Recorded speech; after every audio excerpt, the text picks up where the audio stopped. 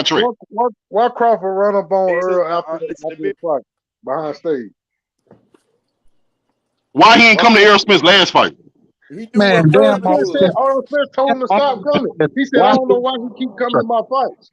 Then why Errol Spence at his last fight? If he didn't want Crawford to come to his fight, why Errol Spence is at his last fight? Make it make sense. Why Earl Spence didn't jump in the ring like he did against Porter? Why didn't Bud even show up to Errol Spence last fight? Hey, Jude, Because they didn't allow him to come up there. Check this out. This is the funniest shit, y'all. Check this out real quick. Hey, look, while EJ was fighting Ugas, right? Hold on 1 second. Let me get this off real quick, and I'm gonna get back out y'all way. While EJ and Ugas was fighting, right? Terrence Crawford was tweeting every round, right? Into the damn 6th round.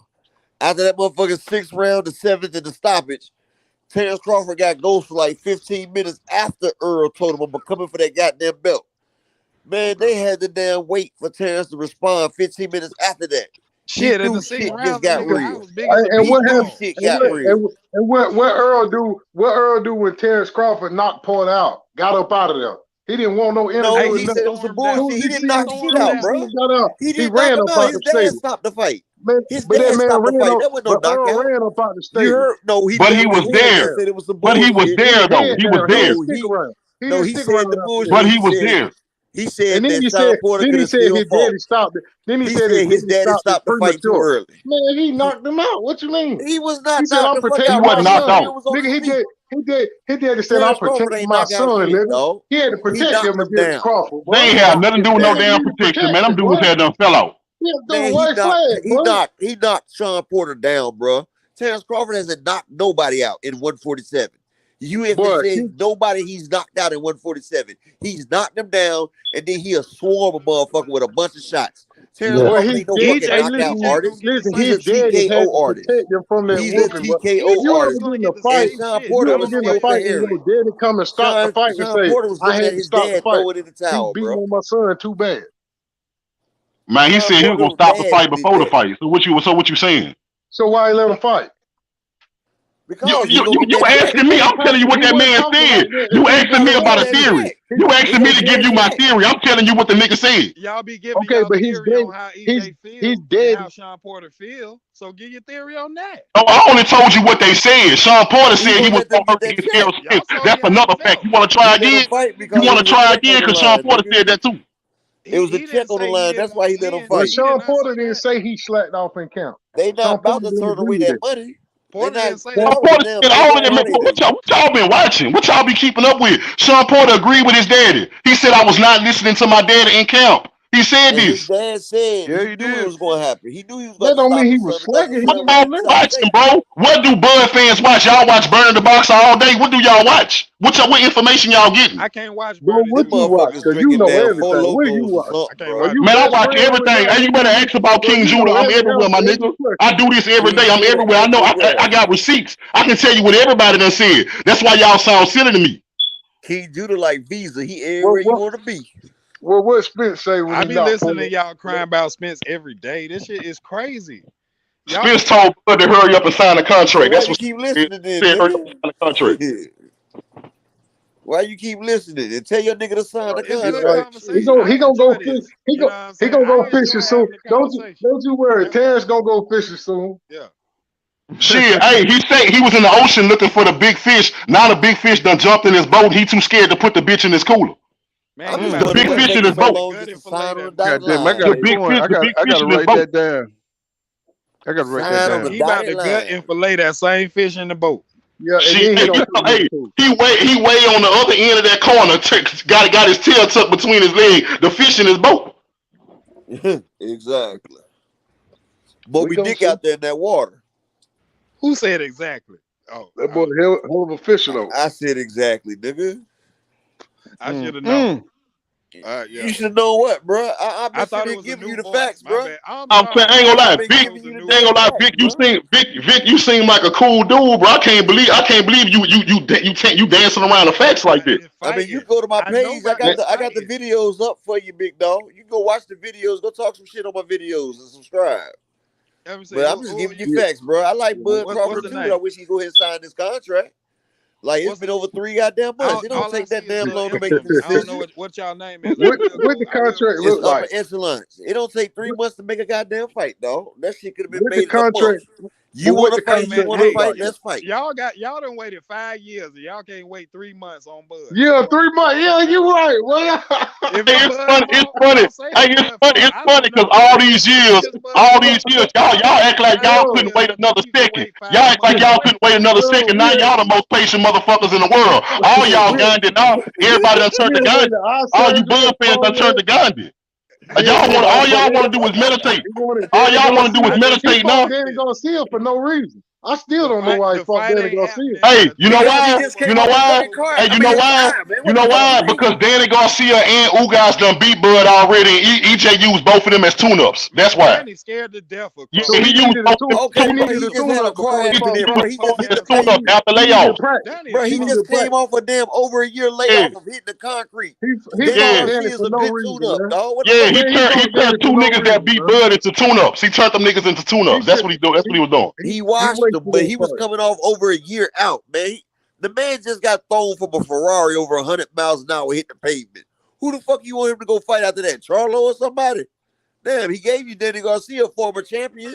Like, damn it. Man, washed up. Washed up. Man, I don't want that man right there. Danny Garcia better than anybody on Please stop Crawford's saying Danny resume. Garcia. Garcia is better than anybody on Crawford's resume, and Earl used him as a tool. Oh, God, he better than anybody else. Come on, man. He better than anybody on Crawford resume, and he used him as a tune-up. He better than Porter? He arguably beat Porter. I mean, they went. Did he beat him though? Mikey Garcia better than everybody on his resume for sure. Bro, this man coming off a layoff of a car accident, and you ask in why he fight welterweight, bro. Is Mikey Garcia better than anybody in welterweight? I'm talking about his resume period. I'm talking about his resume period. I bet he get in the damn Hall of Fame quicker than any of them. No, because y'all like to bring up shit at 140, talking about he was undisputed, so I'm bringing up his resume period. Mikey Garcia is better than everybody on his resume period. 140, because I mean, Bud's not undisputed at 140. Who did he? You saying better than 147? You saying Mikey Garcia resume better than Terrence Crawford resume? I said better than anybody that Terrence Crawford on his resume, bro. Like, look, don't put words in my mouth. I know you Bud fans like to move the goalposts. But how can Mikey Garcia be better if his resume is not better than Terrence, bro? That's what I'm trying to get to. Oh shit! Ain't nobody said he was better than man. What is you listening to, my dude? He better than Terrence. He's better than I said Mikey Garcia resume is better than everybody on Terrence Crawford resume. He's a more division champ than Terrence anyway. But you trying to add shit to people's damn conversation, dog. We say it's better than anybody on Terrence resume. Who on Terrence Crawford resume? Who on Terrence Crawford resume got a better resume than Mikey Garcia? 4 division champion. Porter. But it's in a whole It's in a whole nother weight class. That's why I'm trying. That's why you can't say Porter's that. resume is nowhere near Mikey His Garcia. resume, Mikey Sean Porter's resume is nowhere near Mikey Garcia's resume. Mikey Garcia was pound for pound number 1 when Errol Spence beat him. Mikey Garcia was pound for pound number 4 when Errol Spence beat him. Mikey Garcia is a trash welterweight. Mikey Garcia is the first ballot Hall of Famer, dog. Mikey Garcia was top 4 pound for pound. What is y'all talking about? He was number 3 pound for pound when he fought Errol Spence. Number 3. But he's undefeated. Ray Leonard said he's gonna beat Earl because he's welterweight. But as a welterweight, he's 1 and 2. You understand? Bro, y'all just told me Terrence Crawford the GOAT. That's why he pound number 1, because he was undisputed at 140, fighting all the fucking thumbs down there. Don't move the goalpost now. I said he's pound for pound now. Yeah, he is. He is Terrence over Crawford ain't did shit in the welterweight. Who has Terrence Crawford beating the welterweight of fucking bums? How many? Man, that nigga came there and fought Jeff Horn, then he fought Amir Khan, fought a washed up Kell Brook, then he fought the leftovers of Sean Porter right before he tied. That nigga shit is trash. That nigga resume is trash. Can Mikey Garcia beat Sean Porter? Mikey Garcia ain't the same after his Earl fight, bro. Nobody knows what Mikey Garcia didn't say Earl at any point. You don't know what Mikey Garcia's career would have been because Mikey Garcia beat Adrian Broner, and we see what Adrian Broner and Sean Porter fight looked like. So who knows what Mikey could have did? Adrian Broner and Sean Porter went to the line. Mikey beat Adrian Broner. But Mikey beat Adrian Broner since y'all want to use triangle theories. Broner got beat easily. Okay, but y'all use triangle theory. No, Adrian Broner's dropped Sean Porter, dog. What do you mean? Adrian Broner put Sean Porter on his ass. What do you mean? And Okay. he still lost by a wide margin. 16, Okay, he lost by even wider margin than Mikey Garcia. Come on, man.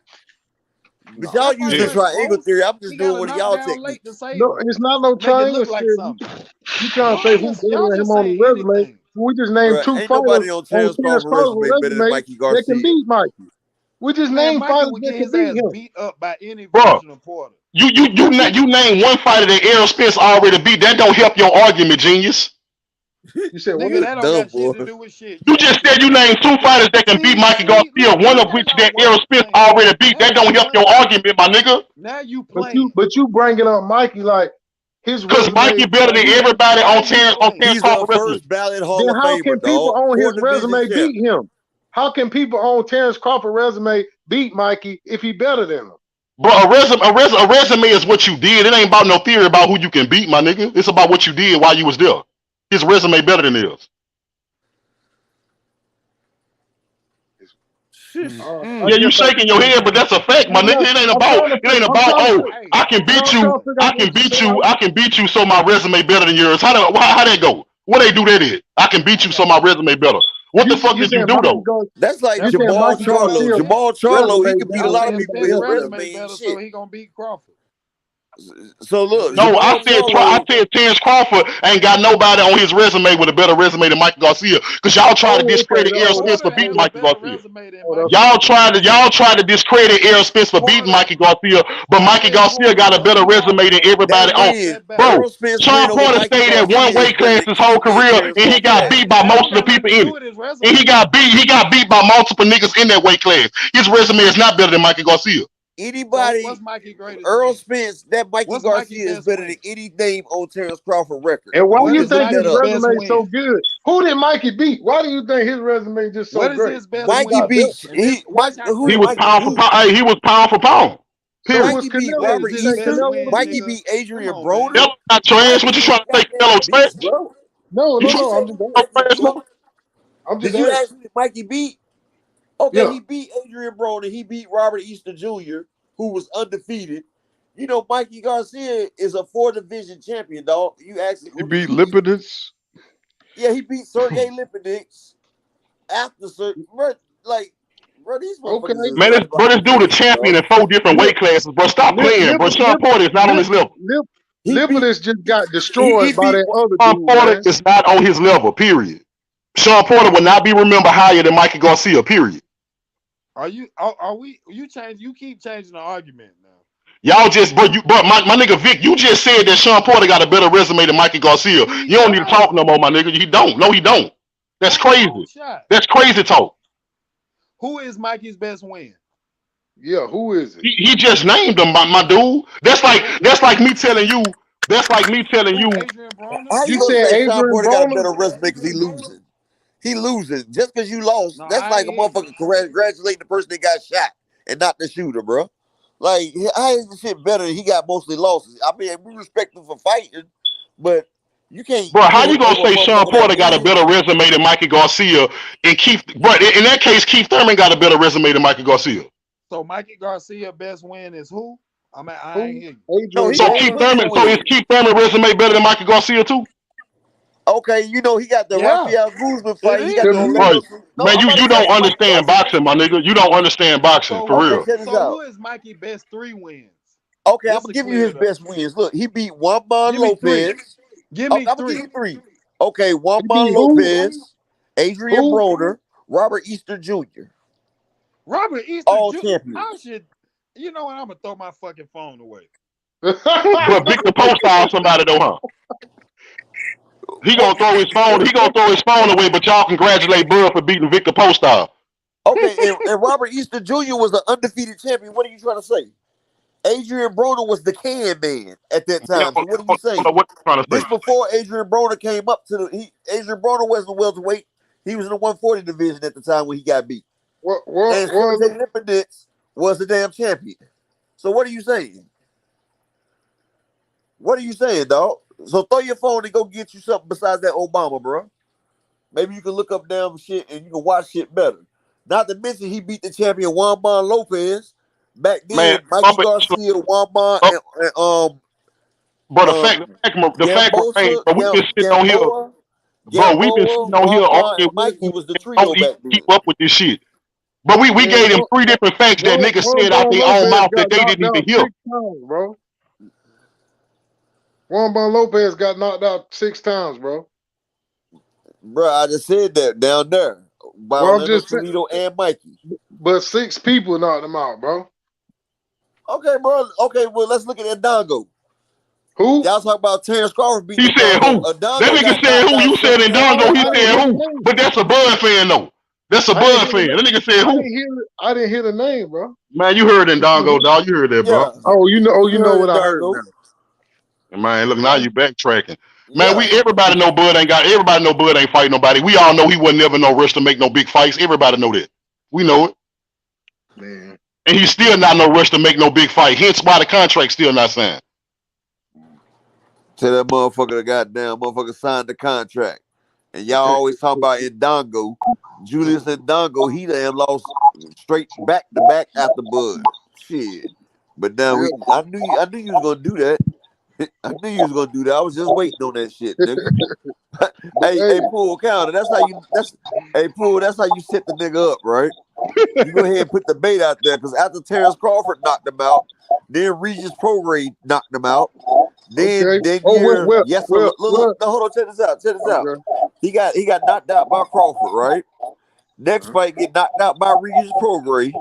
Then he get knocked out by a Dutch nigga named Daniel Yesalovo. Then he get knocked out by a nigga from Jamaica called Hassan Bakawando. Then he got beat by Chris Jenkins from the UK.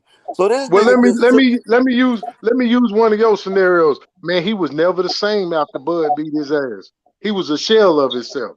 Hey, he was trash to begin with. You see how that works? Begin with. He was trash. He was a shell of himself.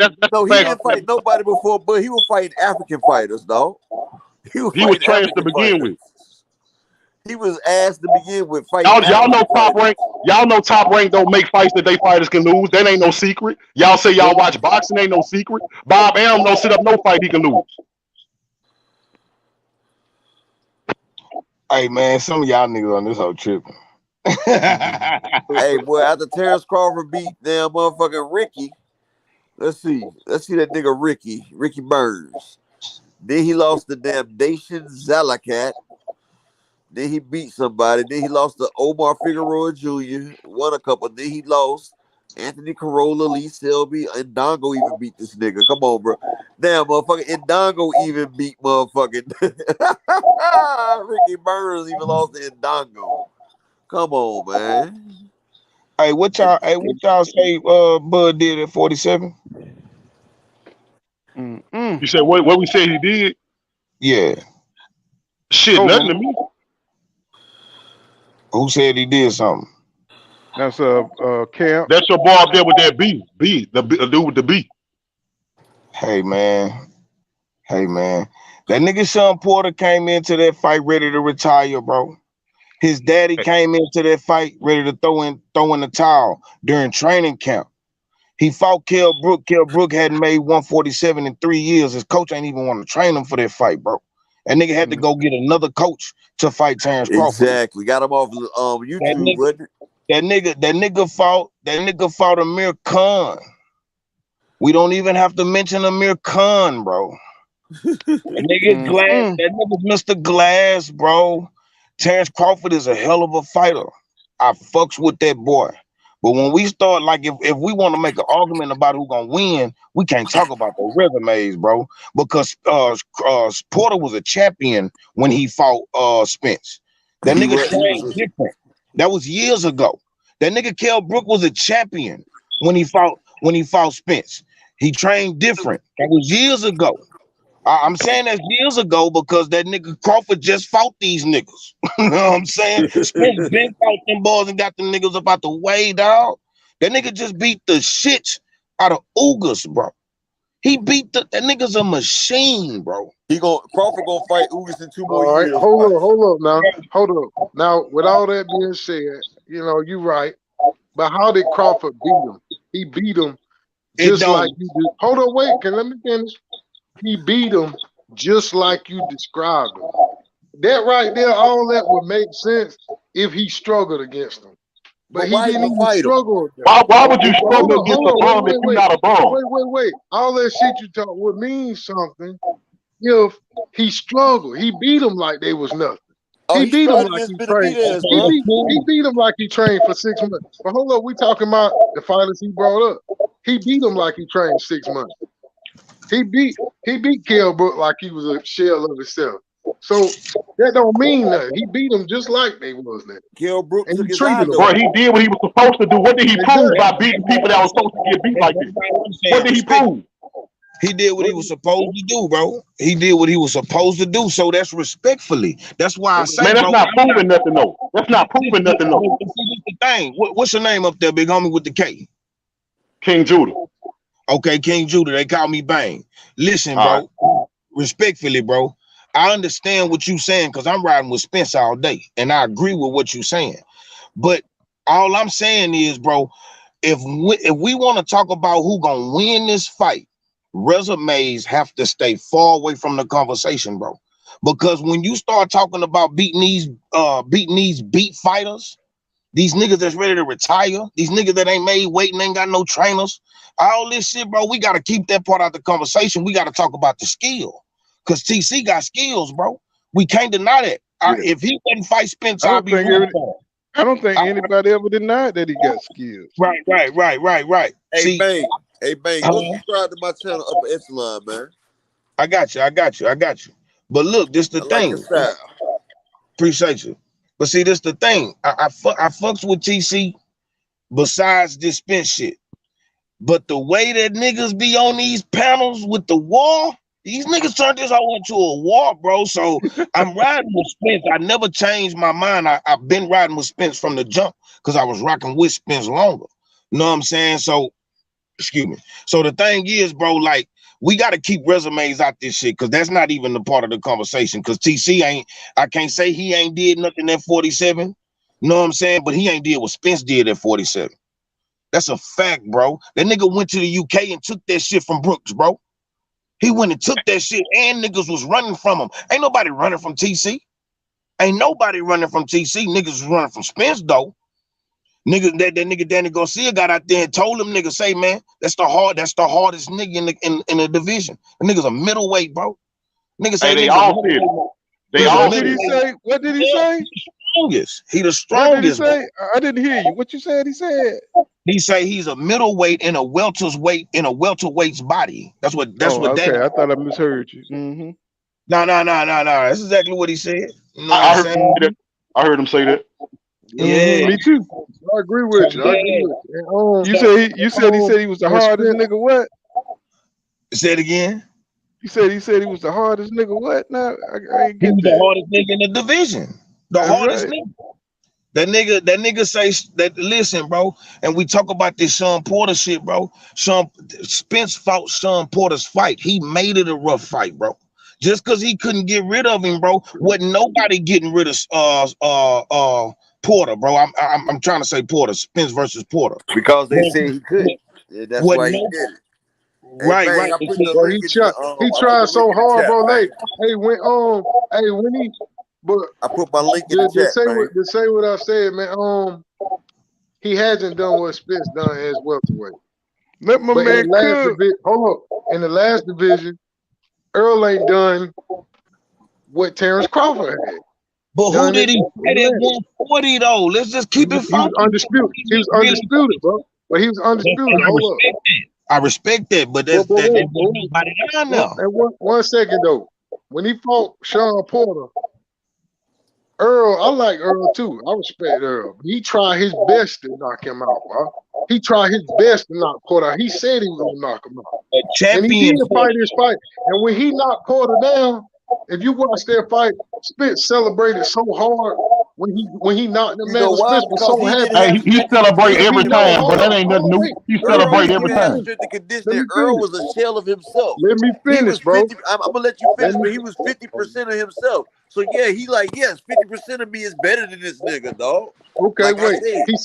He celebrated so hard because he know if he wouldn't have got that knockdown, that probably could have possibly been a draw. It was 8-4. Or if it was a lean, it could have been a loss. But look If at you the watch other the fight, side. Well, hold on. So Look at he the was other happy. side. And you talking about hold up. If Bud hadn't turned up in them last few rounds, he would have lost that. Against You a see what I'm saying? Porter down on the card. wasn't no champion. He came in there ready to quit. His daddy came in there ready to quit. It's different, bro. It's And he different. still was up. Respectfully, but it's different, bro. That nigga nice, bro. He fought a different. He fought. See, the thing that people like about TC is that he's smooth, and I respect that because that's what I like about him. But Spence is a powerhouse, bro. He don't give a fuck about none of that shit. He gonna run through that shit. If you watch that Porter fight, bro, when Spence, I'm not Spence, when Crawford fought Porter, bro, there was a close fight. It's like they was just tit for tat, bro. But when Bo told Crawford, "You down," what happened? He jumped off that bench and knocked his ass out, bro. He like, game's over. It's looking close. Let me go ahead and do away with it. He could have done away with it when he wanted to. Because soon as he told him he was down, he done away with it. Easy. Well, he could have did it easy. He would have been do it. Why sit around all the damn game? It was a boxing match. They was friends. They wasn't even gonna fight. They went through a whole spiel of we're not gonna fight. You look up Sean Porter interviews. He said, "I talked to Bud and I said we not gonna fight. We're not gonna fight unless they make us." That was Porter word. They didn't want to fight. They just Porter wanted to step up. Porter wanted that fight. So you know, so with you saying that, so then Porter didn't give it his all. Then, if you said it like that, that's what you saying.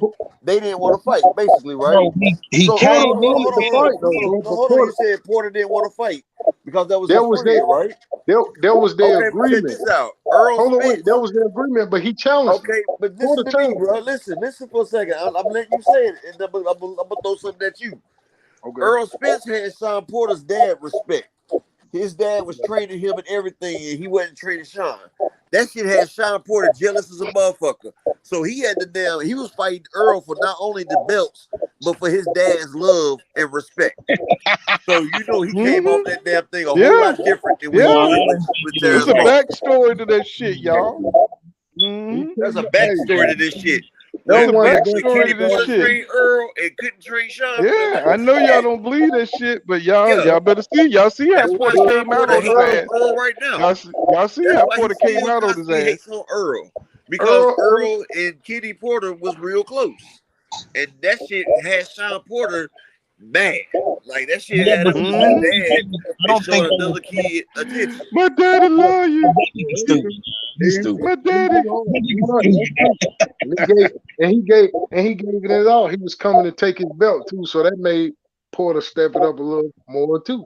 When he fought Terrence Crawford, he ain't had no belt. That nigga was I'm talking about Spence. Yeah, he had that green belt versus Earl. And what y'all don't realize, when the motherfucker got a championship belt, they just fight different, dog. Yeah, they fight different as a champ. They train different. It ain't the same. It ain't the same. They know that. They know that. You in a whole different ball game. You ain't trying to lose that belt. They know that shit. I agree. That belt. But with that being said, Errol Spence also had a belt, and Errol Spence was fighting his hardest to keep the belt. And you see Ugas, he got that belt. He told Pacquiao. So that's why I like to hear that. Pacquiao, you ain't taking this belt back. He was fat training. He was doing all that. He had these are just the facts, bro. Those are just the facts, bro. That's all. You know what I'm saying? That you could choose Ugas. You see Ugas when they try to say Manny Pacquiao trying to fight Ugas for his belt back, right? You see Ugas that he got used to being champ. He wasn't about to let Manny Pacquiao take his super belt back. It's different. He beat the shit out of Pacquiao. It's different when you got that strap on you. It's different. It's different. That nigga Manny Pacquiao. If you strapped up, hey man, hey, you walk into a fist fight with that strap, it's different. It's a different feel. Exactly, bro. You can tell when a nigga got that strap. A nigga got that strap, he always trying to try a nigga, dog.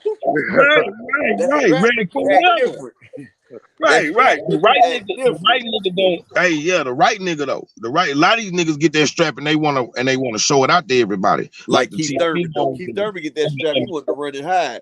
But that's because he had Earl on his ass though. Females and all them niggas, hey man. When you niggas don't know how to act with that jury, we gonna come take that shit, bro. We gonna come take that shit. I'm telling you. Possessed. I'm telling you.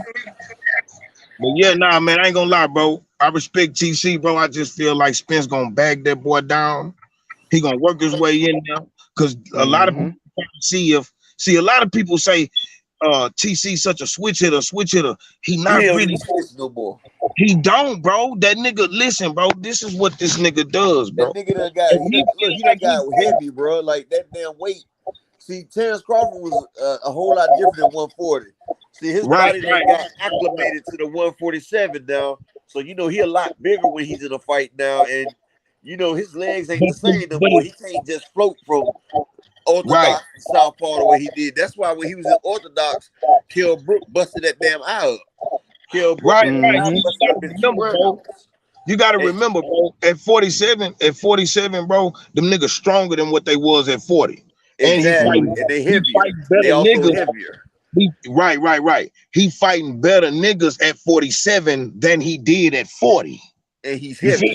So with him being heavier, he can't float around like that like he was at 140. Right. But now hitting harder as well. What you gotta realize is he's been fighting these other welterweights, but he hasn't fought a welterweight, a true hard hitting welterweight. And see, Earl ain't the person you want to jump off the porch against. That's right, but look, doesn't have no power. This what I'm that was Sean's downfall. He didn't have no power. Kell Brook was washed. Amir Khan was a ghost of himself. So Terrence Crawford hasn't been in there with a big hit welterweight yet. And right. Look, introduce him to the true power of a super. Right. But this what I'm. But look. Listen to me, big homie. Listen, big homie. Can y'all hear me? My shit froze up. You hear you. Okay, look. This is what I'm saying about his switch hitting, though. This is the thing about his switch hitting. At 40, when TC switched to the left hand, bro, it's because he need a strong jab. So that right hand gonna be a little bit stronger than that left because he gonna need to keep them niggas up off of him. That's why he stay left-handed all day now. He come out right-handed and like halfway through that first round or going into that second, he gonna switch it up if he feel like he gonna have to keep you up off of him. So he gonna when he fights Spence, bro, he gonna have to stay southpaw. Your device he gonna need a stronger jab. He gonna need your device ain't connected. Spence jab is better. So he gonna try to come over top of Spence jab with that right hook. Right. Man, Spence gonna walk this shit. Spence jab. That nigga is not and then what people think, bro. Can y'all hear me still? Right-handed. Terrence Crawford is really right-handed. So he gonna go into southpaw to make the right hand his lead hand. So that way he can damn hook off over top of Earl's jab. See, right. Because Crawford is a right-handed fighter that fights good in southpaw, and that's only because he puts his lead hand as his strong hand. So right. Southpaw. He's not southpaw. If you notice, everybody everybody that he's beat in the southpaw stance is because of that sneaky ass right hand. See, he fights unorthodox because I used to box as well, and I was ambidextrous. So I can write with both my hands. But what he does, when you in southpaw, people thinking about your left because that's your power hand. So you trying not to get hit with that damn flush left, and they ain't realizing his power hand is his right. And this right there is his jab and his lead off hand. So he can hit you with a hook that you don't even see coming. Like your shit went out again, bro. Huh? No, I was telling that dude trying to come on. Yeah, so shit went out. A motherfucker, he already in position to drop a power shot on you already, and you ain't even noticing it because he's got half the distance to make it to you because it's already right there in that position. So he can hook off over top, straight right. And it's a jab. It's a power jab because he got his dominant hand first, and it's a good trick. It's a good trick. But Earl, that prolific jab he got, that shit like a shotgun load, and that shit gonna give him problems all night. It's gonna take that eye too. Yeah, man, we're gonna see how it play out, man. You know what I'm saying? I hope. Then you know what I really hope. I really hope since like the way all these Hall of Famers and all these active fighters and these they make money favorite on the damn motherfucking gambling site. Say, man, you just took it. Say, man. I hope Spence come in as the underdog. Cause I'm about to cash out, dog. This is God. gonna be a cash out series. Oh my God, dog. And I hope they don't call it an upset. Cause you should have knew better. You should have knew. Gonna be no motherfucking upset. You should have knew better. You know what I'm saying? Hell yeah, because whatever they put on it, I'm putting the house on it. I already got 5 for it. And if the eyes look that much better, I get 10 man. Wife. We'll be putting 20 The real reason why I'm ready to gamble on this fight, bro, is because TC starting to show character flaws, bro. He showed a chink in his armor, dog. He's showing character flaws. I don't care how people feel like he might have lost a step. He ain't the same in for it ain't even that for me, because that bitch can still squat. But this the thing. When you start showing he told us. When you start showing them flawed, showing them flawed character traits, hey man, you already lost. That same thing happened with I was a Teofimo Lopez fan until he got them belts. That nigga started tripping. And the bitch lost. You know what I'm saying? Canelo got out. He got the tripping and he lost. Yeah, he lost that undisputed fever. That franchise fever. That nigga Lomachenko got them belts. Start bullshitting. I lost respect for you, bitch. You out here running from folks. Characteristic flaws. Then you start acting like niggas ain't on your level, and you fighting balls. Characteristic flaws. Them niggas always end up. Canelo lost after he fought Floyd. Then when he fought Arizona Lord. Right. When them niggas start showing flaws in they characters and their character and shit, they lose, bro. Because they don't be believing they motherfucking self, bro. They don't. I don't believe them either. Them niggas say anything they want to say, bro. I don't believe you, bro. All that bullshit. Yourself to fight anybody. Once you lose the damn courage to fight any and everybody, you suspect. You suspect, bro, and you gonna lose to the wrong nigga, bro. Every time. Joshua, you got them belts, your bitch ass start talking about all this 50 million, then you running from Wilder, all this extra shit, you go out there, you try to cherry pick Andy Ruiz, and you got your draw smoked. It never failed. And that was Eddie Hearn's fault. Because everybody said, why would you pick a fighter like Andy Ruiz with them fast hands? It was all them niggas' faults. You know what I'm saying? It was all them niggas' faults. They know who they was supposed to made that Wilder fight, and everybody would have got rich. If Wilder would have beat Joshua, bro, it wouldn't have hurt his stock. Joshua done lost already and got knocked out. They would have got rich off that fight, bro.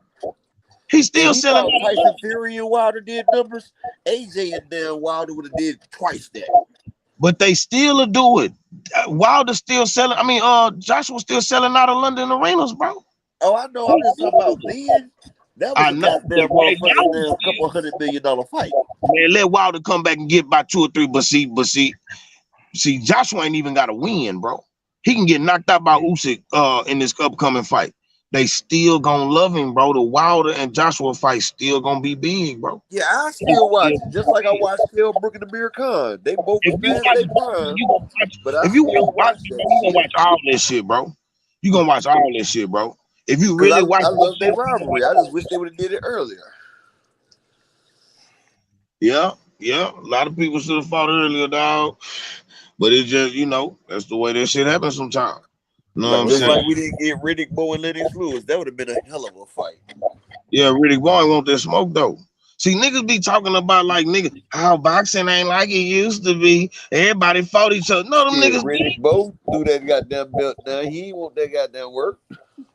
Man, that's man. That's a lot of niggas. Let me ask you something. Do you think we see more 50-50 fights today, or do you think we see more 50-50 fights back then? No, we got them more back then. That's without a doubt. You know what I'm saying? Because all this extra shit wasn't accountable. We held the boxers accountable. This the thing, though. Them niggas had to fight when them fights was coming up. They had to.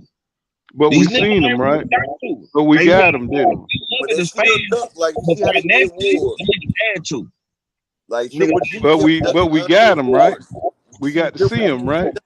They was That's a ducking war back then. You know what I'm saying? I ain't mad at No that. matter.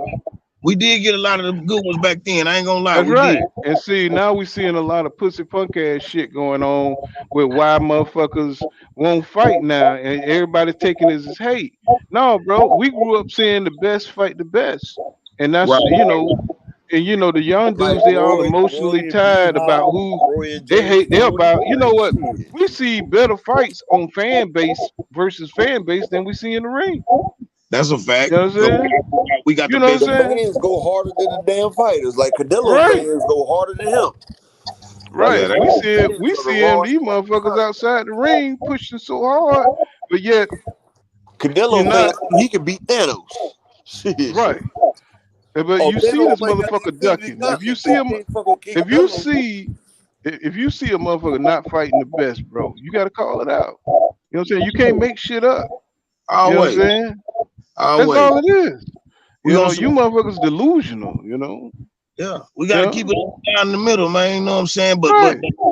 But like when you got situations like when niggas calling people the face of boxing, or this the best guy. It's just, bro, I'm not trying. If he ain't trying to fight who he's You supposed ain't to, trying to fight and show it. you don't Don't get proclaim that it. credit from me, bro. Not from me. You can fight. You a bad motherfucker. Whoever you are, you a bad motherfucker. You can fight, but you still ain't proved it.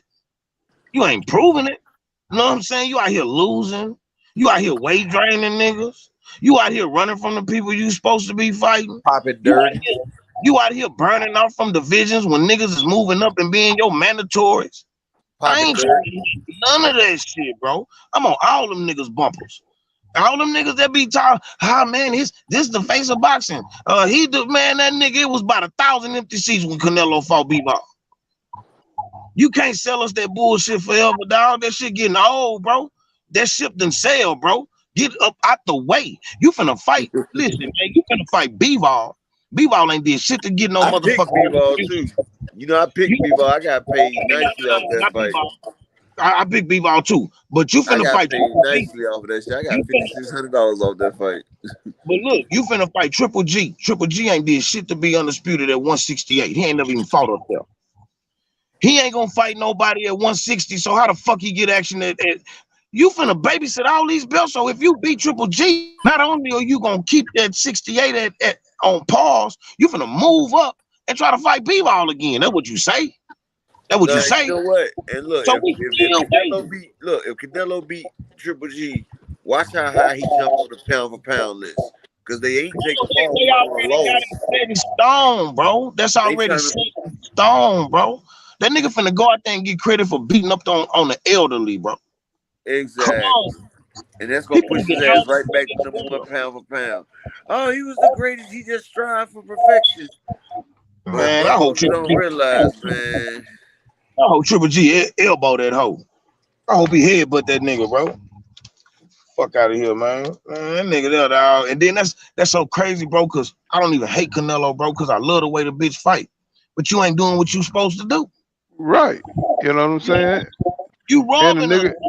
And the nigga that got he got the politics on lock, you know what I'm saying, with the sanctioned bodies. So nigga do what he want to do. And that's the bullshit right there. Ain't no politics. Generate so much money for a belt. And you know they pay 3% sanctioning fees per belt. The franchise belt is 6%. 3% of 10 million is a lot better than 3% of 100,000. I'll tell you that. Bro, that nigga gotta pay 6% for the franchise bill. That's what people don't even know. He paying 6%. But you know what? I think they said something about the franchise champion don't have to pay that shit, bro. No, he got to pay 6%. They wanted that belt for the top earners, bro. Only the earners, bro. Only the earners can afford that belt, bro. That's it, bro. That's a 6% belt, bro. They gotta pay double fees over there for that bitch ass belt, that trophy. That can't nobody else. But I think they came back and said the franchise. I think he paying them something, but they said the franchise champion don't have to pay that shit, bro. If you're the franchise champion, go check it out. Yeah, go look it up. I'm telling you, go back and look it up. That nigga paying 6%, bro. You know what I'm saying? Devin Haney got to pay 6%, bro. But I mean, I don't think Devin accepted the franchise championship belt. You know what I'm saying? I mean, I don't. Yo, to check it out. You know what I'm saying? Look into it. He probably accepted the belt, but he ain't gonna do it. He ain't gonna exercise that hoe. That's the thing. You know what I'm saying? You know what I'm saying? Suleiman he done already came out and said Canelo could do what the fuck he want to do. So, you know, I don't know why everybody rushing up to 168 for that smoke, and he ain't gonna fight their ass. So that's what I'm saying, bro. How can a nigga respect that, bro? How can you? Of course, you can only fight one person at a time, but you got to fight one of them, at least one. Come on, you over here holding this 68 belt? How you holding the whole division up? How those guys need to fight each other, bro? Why don't you fight some goddamn body? You the champion, right? And then just like Keith Thurman, he holding the division up so much that talent is coming. More talent is coming. And you he know what I'm saying? You hold. Thurman did. See, you sit on them fucking belts and talents is just pouring into the fucking division, better and better people. And say you're only doing yourself no good by ducking, you know what I'm saying, who you don't want to fight. You know what I'm saying? Because it's just gonna be better people come along. And you're gonna have to face the dudes that's there, or you're gonna have to face them other niggas, or you're gonna have to move on. Right. You know what I'm saying? He done already made enough money, you know what I'm saying, to sail off into the sunset. You know. That's a fact. So quit roaching. You rich, quit roaching. You roaching on us. Niggas is out here paying for tickets, paying for pay-per-view, and you ain't doing you out here having sparring matches and beating up on it. Like, come on, bro. Like, I'm gonna tell y'all something. It's gonna be funny as fuck if Triple G go out there and get on that juice. You know what I'm saying? Hey, that's what's gonna happen. Look, that's what's gonna happen. Look, this is the only time it ain't cheating when it's an even playing field. When both them niggas are juicing. I want to see it. I want to see it. Let Triple G let them juice. Let them juice. They say Canelo is the most tested fighter in the game. He's always pissing clean. Of course he's gonna piss clean because they're not testing for clenbuterol no more. So what are we talking about? Or even that he knows when he's gonna test, so he can cycle off that shit. He decides when he want to fight. You know what I'm saying? He can freely take clenbuterol, bro. They raised the levels of the shit you can have in your system after he got caught, like 4 months later. Right, and if you know you're gonna fight on Cinco de Mayo every year, shit, you could be on that shit all year long until you cycle off when you need to. But see, that's the thing, OG. That's the thing. He don't have to cycle off of it. That's the thing. Wow. That's what I'm saying. They don't test. They not testing them for it. They raise the levels of the shit you can have in your system, so he can have the shit in his system, and he'll still and the paperwork will read that he's clean. The public will hear that he's clean. You understand what I'm saying? So it is like you can be an alcoholic, but they only testing for weed. You can be clean. You can be clean, you know what I'm saying, but you ain't clean. You know what I'm saying? So it's the same thing, like you know what I'm saying? So if Triple G come up in that bitch, hey man, full of that shit, hey man, we got us a good fight. I want to see Triple G chin that hoe. I hope he elbow that nigga, bro. I ain't gonna even lie to you, bro. I hope that nigga beat the shit out of Canelo, bro. Boy, that's what I'm saying. I can't stand either one of them, but shit. Hopefully they get in there and knock each other out. Bro, I ain't been fucking with Triple G since back in the Gap, bro. You know what I'm saying? Hold on, I gotta go.